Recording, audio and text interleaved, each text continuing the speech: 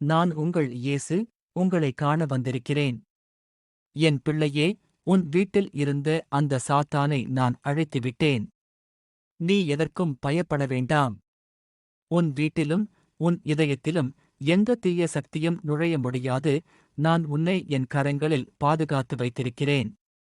உன் உள்ளத்தில் நான் நிறைந்திருக்கும் போது சாத்தானின் சக்தி எதுவும் உன்மீது வரமாட்டது.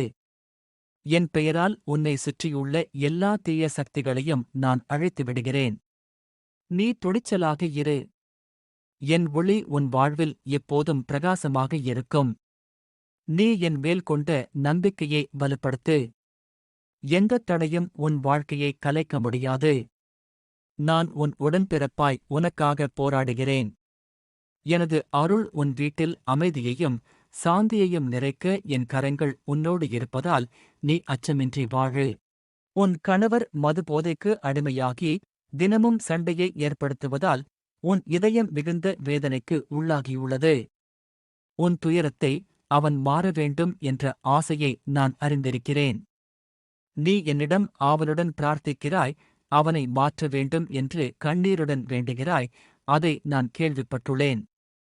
அவன் இதயத்தை மாற்றுவதற்காக நான் உன்னுடன் செயலில் இறங்குவேன். நீ ஆற்று வரும் பாசம், பொறுமை மற்றும் கருணை அவன் இதயத்தை தொடும். அவன் சோர்வடைந்து மது போதையில் தவித்து சோகம் மற்றும் காய்ச்சலின் பிடியில் இருக்கிறான். அவனை பொறுமையுடன் அணுகி அன்புடன் வழிநடத்து. நான் உன்னை கைவிட மாட்டேன்.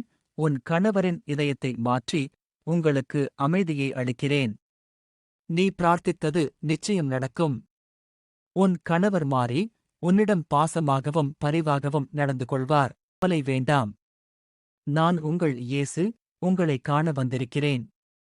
நீங்கள் என்னை அழைத்தது எனக்கு கேட்டுவிட்டது. உங்கள் கஷ்டங்களை நான் உணர்கிறேன். உங்கள் துயரத்தில் நான் அழுகிறேன். என் பிள்ளை உறங்காமல் கவலையில் இருக்கும்போது நான் எப்படி சந்தோஷமாக இருக்க முடியும்?